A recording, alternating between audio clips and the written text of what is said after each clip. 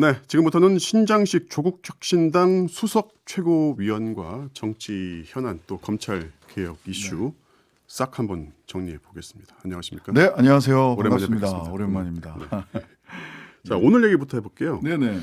이해운 장관 청문회가 오늘로 예정돼 있었는데 후보자는 청문회장에 들어오지도 못하고 네네. 여야 사이 갈등 충돌을 노출한 다음에 끝났습니다. 어떻게 보셨어요? 우선 국힘은 이해운 후보에 대해서 저희들도 비판적이고 조국혁신당도 자진 사퇴해야 된다라는 판단을 이미 밝힌 바가 있습니다. 네. 그런데 국힘은 이럴 자격은 없죠. 음. 본인들이 5번 공천했잖아요. 5번 공천하는 동안은 괜찮고 이재명 정부에서는 안 돼요.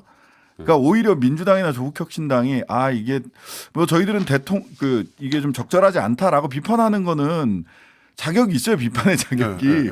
5번 공천한 당에서 갑자기 보이콧하고 뭐 못 들어 뭐 자격이 없다 뭐 피의자로서 추사나 받아라 이렇게 얘기하는 거는 면목 없는 얘기다라는 생각을 합니다. 근데 이 오늘 청문회 하자는 게 여야 합의가 됐던 거 아니에요? 합의가 됐던 거예요. 합의가 됐던 건데 기재위의 위원장이 이미자 의원 국민의힘 소속이다 보니까 사실은 이건 약간 사회권 남용이다라고 생각이 돼요. 사실은. 예. 그러다 보니까 이제 오늘 10시 반인가 정회하고서 결국은 오늘 회의가 안 됐거든요. 안건도 청문회 안건으로 상정도 못하고 그러다 보니까 후보자가 회의실에 들어오지도 못했죠. 안건 상정이 안 됐으니까. 저는 이거는 면목 없는 일이고 사회권 남용에 가깝다 이렇게 보입니다. 청문회는 할 건 해야죠. 자진 사퇴를 요구하는 것과 청문회를 진행하는 것은 동시에 할 수 있어요. 청문회 보이콧이 약간 예고돼 있다기보다는 약간 갑자기 내세운 건데 뭐 배경이 있을까요? 아니 이제 통합인사라고 하는 저는 뭐 대통령께서 그런 통합인사를 하려고 했던 선의에 대해서는 충분히 존중하고 훌륭한 방향이다라고 생각을 하는데 청문회를 하면 여야가 어쨌든 간에 국민의힘과 뭐 민주당이 같이 한 자리에 앉아서 검증을 하는 그림 자체가 통합인사라고 하는 의미를 부각시켜 줄 것이라고 생각을 해서 파토 내자 이렇게 생각을 한 거 아닌가 싶습니다. 예. 이해운 후보자가 그 청문회장 밖에서 오늘 논란이 됐던 뭐 자료 제출 부분 뭐 15% 그쳤다 아니다 나는 75% 정도는 냈다라면서 얘기를 하면서 네네. 어쨌든 자진 사퇴 의사는 절대 없다 이렇게 변함없는 의지를 밝혔습니다. 저는요 이 이해운 후보가 일일 의혹 뭐 이렇게 그리고 우리 국민들이 좀 되게 예민하고 민감해하는 부동산 맞습니다. 문제 그다음에 군 문제 이게 다 있어요. 갑질 문제까지 3대 그 민감 사안이 다 있어요. 근데 그것도 문제지만 저는 첫날 그 태도에서 이미 국민들한테 점수를 절반 이상 첫날 출근하는 첫날 예보로 출근하면서 첫날 웃으면서 막 해맑게 개선 장군처럼 기자분들하고 반갑게 인사하고 그랬잖아요. 근데 이미 그때 국민들은 이게 통합인사 맞나? 대통령의 뜻은 알겠는데 이해운 후보가 적절한 사람인가? 옛날에 그 내란을 옹호했던 사람인데 이런 의구심이 있었어요. 뭐 비유적 표현으로 하자면 납작 엎드려서 네 발로 기어 들어갔어도 국민들이 좋게 볼지 말지 싶은 때 마치 개선 장군인 것처럼 웃으면서 인사하고 뭐 이렇게 밝을 수가 없어요. 그러다가 하루하루 표정이 출근할 때 달라집니다. 맞아 굳어졌어요. 예, 굉장히 굳어졌잖아요. 그걸 예상을 못했나?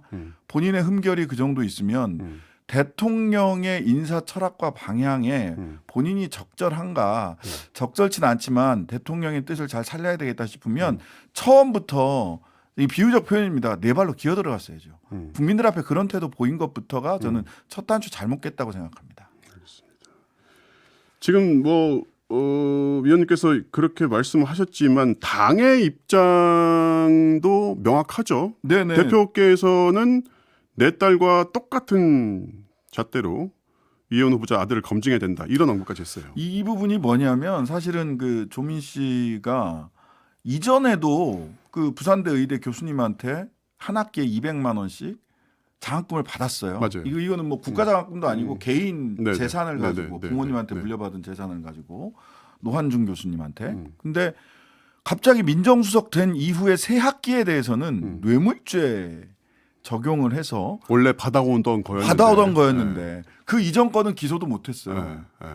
뇌물죄라는 거예요. 근데 이제 뇌물죄는 사실은 부정한 청탁이 있어야 되는 거고 그렇죠. 주고받는 게 있어야 되는데 의사 연락을 한 적도 없거든요. 그래서 결국 뇌물죄는 기소는 했지만 처벌되지 않고 청탁금지법이 됐단 말이에요. 근데 그러면 도대체 우리나라 고관대작들 중에서 자식들이 장학금 받은 걸 전부 다 청탁금지법이나 뇌물죄로 처벌을 한다면 나만 할 사람이 없을걸요. 그 유사일에 조국 전 대표가 처음이고 앞으로도 없을 일입니다. 근데 이해훈 의원 아들이 6년간 생활비 명목으로 장학금 받았거든요. 네. 왜 이게 조국 조민 두 사람에게 대했던 잣대대로라면 이건 너무나도 큰 일 아닙니까? 조국 대표 입장에서는 충분히 이렇게 문제 제기를 할 수가 있죠. 저는 왜 이렇게까지 대한민국의 검찰과 언론과 또 우리 국민들도 조국과 조민에게 이렇게 매정했을까? 왜 이렇게까지 했지? 하는 질문을 사실은 가끔 해봅니다. 네. 심했다. 그 지적에 대해서 반박하기는 쉽지 않을 겁니다. 네. 자, 다음으로 검찰 개혁 얘기를 좀 여쭤보겠습니다. 네네. 정부가 이제 정부안 초안을 발표를 했는데 일단은 총론부터 한번 평가부터 해주세요. 그러니까 이 공수처가 중수청 설치를 했는데 그 안에 세부적인 조금 공개된 내용을 두고서 지금 논란이 여당 내에서도 논란이 있죠. 내일 10시 반부터 정책의총 하루 종일 한다는 거 아닙니까? 일단은 법률가시니까요. 디베이트 방식으로 한다고 하는데 일단 본말이 전도됐다라는 게 가장 큽니다. 말하자면 우리가 왜 검찰 개혁을 시작을 했는가? 이렇게 왜 국민들이 국민적 관심을 이런 법안 하나하나에 관심을 갖게 됐는가를 생각을 해보면 정치검찰의 그 정치적 수사, 그 형평성에 맞지 않는 수사로 인해서 우리 많은 분들을 잃었습니다. 네. 사실 노무현 전 대통령님이라든지 또 노회찬 대표, 그다음에 조국, 이재명 이런 분들도 사실 사지에서 살아 돌아오신 분들이란 말이죠.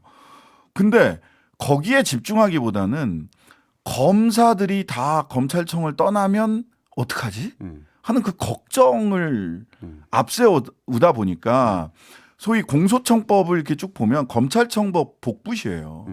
검찰의 특권과 지위를 다 인정해주는 방식입니다. 그래서 어떤 분들은 검사들의 일자리 만들어주는 일자리 센터가 됐어요. 있어요. 그다음에 중수청법 그 수사기관으로 FBI 같은 거 만들려고 했는데 중수부를 청으로 승격시킨 것 같은 모양새. 즉 수사관들은 소위 전문 수사관들은 수사사법관의 지휘를 받도록 상하관계를 고착화시키는 수사기관을 만들려고 했더니 중수부를 청으로 확대 승격시키는 수사 범위도 훨씬 더 넓어졌어요. 그러다 보니까 본말이 전도됐다. 검찰을 그 붙잡아 놓기 위해서 검찰 개혁을 왜 시작했는지가 상실됐다라는 총평을 드릴 수밖에 없습니다. 그래서 혁신당이 전면 수정을 주장을 하면서 내놓은 안이 있죠. 네네. 소개를 좀 해주세요. 네, 일단 그 공소청 그러니까 검찰청을 바꾸는 공소청에서는 그 검찰의 특권을 전부 다 삭제해야 된다라는 겁니다. 일반 공무원과 동일하게 해야 돼요. 검찰에게만 파면, 해임 등등등 관련해서 별도의 트랙을 다 설치하고 있거든요. 이런 거 다 없애야 되고요. 그다음에 중수청, 그 수사기관, 중수청으로 가서는 상하 관계로 돼 있는 거 다 없애야 됩니다. 일반 수사관과 검사들을 상하 관계로 설정해 놓은 거 없애야 돼. 직급부터 달라요. 그렇죠. 사법관이라는 걸 수사사법관이라고 돼 있는 것부터 없애야 되고요.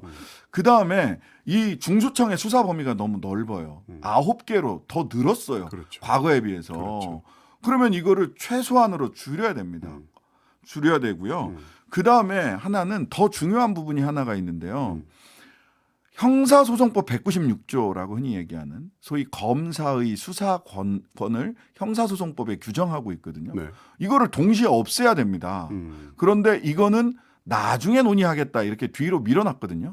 그 얘기는 뭐냐면 보안 수사권을 인정해줄래 공소청 검사들한테 그걸 근거 삼아서. 예, 그거를 가지고 이 법안을 타고 들어갈 수 있게 돼 있거든요. 그래서 이거 일단 형사소송법 196조 이거 동시에 없애야 수사 기소 분리라는 원칙에 부합한다.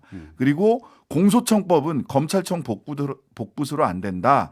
반드시 검사의 특권을 다 삭제해야 된다. 그다음에 중수청법에서는 확실하게 수사 범위를 줄이고 상하관계로 검사와 수사관 사이의 상하관계를 수평적 수사 협력 관계로 바꿔야 된다라는 것을 중심에 두고 있습니다. 오케이. 그런데요. 네. 이 안이 정부안 발표가 나온 다음에 이제 이 안의 출발이 어디냐?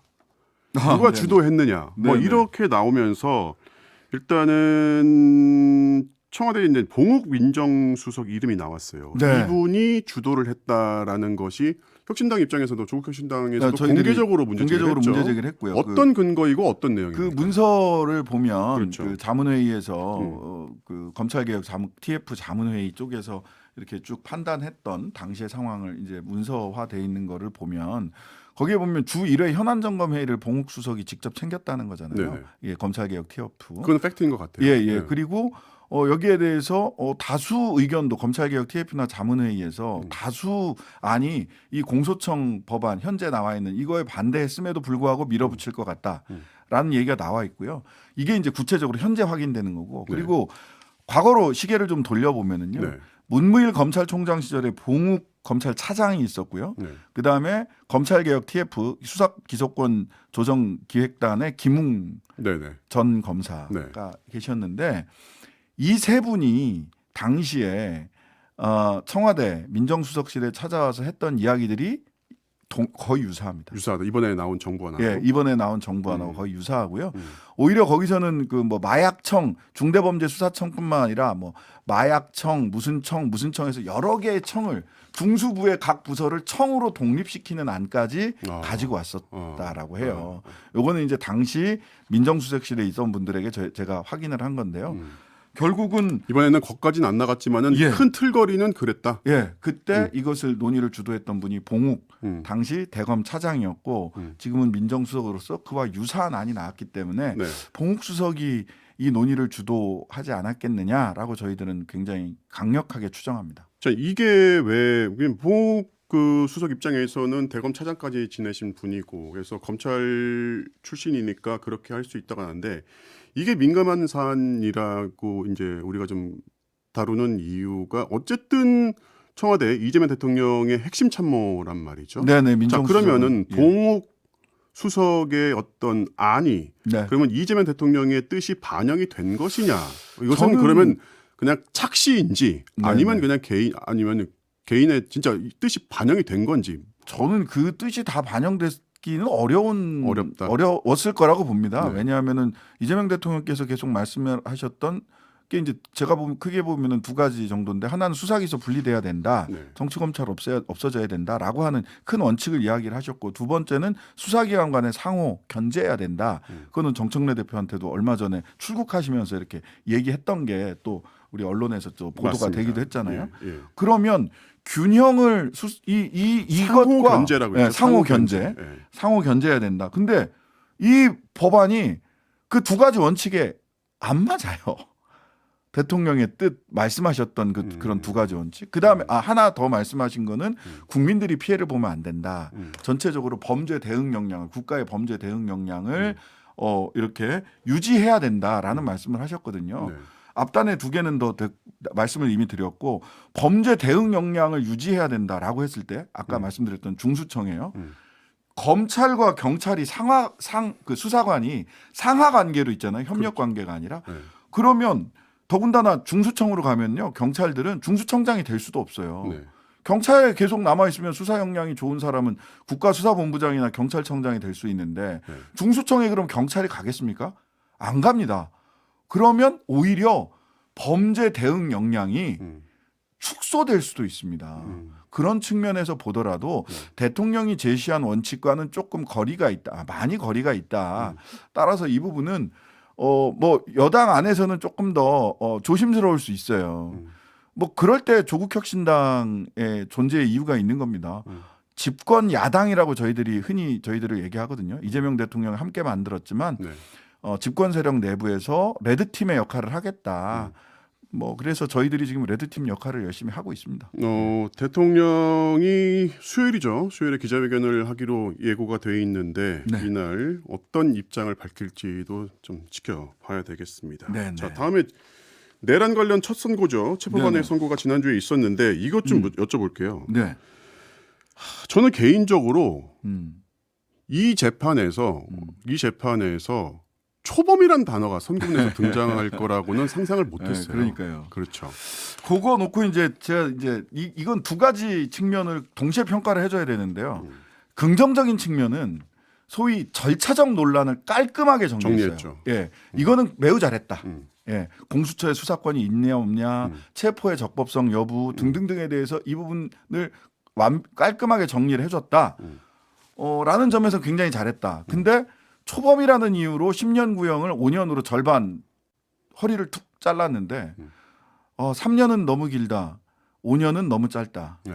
예. 더군다나 초범이라고 하는 게 이게 사실 초범이다. 동종전과 없다. 이런 거는 양형사유에 반영하게 돼 있습니다. 네. 그런데 그런 양형사유는 소위 개인적 법익을 침해하는 범죄. 일반 사범이잖아요. 예, 개인적 법익 침해 범죄. 그러니까 뭐 도둑질했다라든지 그렇죠. 네. 아니면 뭐 누구를 폭행했다든지 여기서는 초범이다. 네. 오히려 근데 또 역으로 상습이 되면 오히려 가중을 하죠. 근데 국가적 법익을 침해하는 범죄의 종류로 봤을 때 국가적 법익이나 사회적 법익을 침해하는 범죄, 특히 국가적 법익 침해하는 범죄에 있어서는 내란을 2번, 3번 저지르는 뭐 여기 남미는 그런 경우가 종종 있던데 가끔 있던데 대한민국 그런 나라 아니잖아요. 그러면 국가적 법익을 침해한 범죄에 대해서 초범을 이유로 장량 감경을 했다라는 점은 5년은 너무 짧다. 예. 그러니까 이 재판의 선고와 법리가 중요한 이유는 이 재판의 선고와 법리가 앞으로 남아있는 내란 네네. 관련 재판의 선고와 법리가 어떻게 완성될지를 유추해 볼 수 있다는 점에서 중요하단 네, 말이죠. 일단 그 두 가지 점을 지적을 해야 되는데요. 지기현 판사가 지기현 재판장이 내란 수계를 이렇게 풀어줄 때 구속 취소를 할 때 얘기했던 게 두 가지 논리였어요. 하나는 날을 갑자기 시간으로 그렇죠. 바꿔서 했던 게 있고요. 예. 하나는 수사권에 논란이 있다. 그래서 상급법원에서 판단받아야 된다. 이렇게 얘기를 했어요. 이번에 정리가 됐죠. 예, 근데 이걸로 딱 정리가 됐잖아요. 정리됐죠. 정리가 됐기 때문에 네. 지기현 판사의 내란 수계 재판에도 영향을 미칠 거다가 하나. 그다음에 하나는 한덕수 총리 곧 전 총리 선고된 일이잖아요. 네. 그렇죠. 이번 주 공문서 위조 건이잖아요. 네. 네. 근데 공문서 위조에 대해서 판결문에 이렇게 적시했어요. 윤석열 피고인, 한덕수, 그다음에 강의구 세 사람이 공모하여 공문서 위조했다. 그러면은 이 백대현 판사가 한덕수 아니구나. 백대현 판사는 아니네요. 한덕수 내란 재판 네네, 다른 재판이죠. 하잖아요. 예. 그러면 이거는 빼박 아닙니까? 공범이라고 딱 적시를 해버렸어요. 그래서 한덕수 재판, 내란 수계 윤석열 씨 재판에 모두 영향을 미치는 판결이 나왔다. 법감정은 법리 정리는 이번에도 잘 됐어요. 깔끔해요. 예. 정작 중요한 건 이제 양형이었죠. 양형이라고. 예, 하죠. 양형입니다. 그거- 근데 이게 이제 좀 걱정을 덜 하셔도 되는 건 뭐냐면 고등법원 가면 내란 전담 재판부에서 사건이 다 병합되잖아요. 네. 사건이 다 병합되면 내란 수계 사건과 특공방이 같이 합쳐져서 중환죄로 결정을 하게 됩니다. 그러면 사형 무기징역 안으로 다 포섭될 거다. 그렇게 예상을 하시는 거군요. 그러니까 그렇게 법리상 그렇게 갈 수밖에 없어요. 자, 여기까지 들어야 될 것 같습니다. 금방 시간이 갔어요. 자, 지금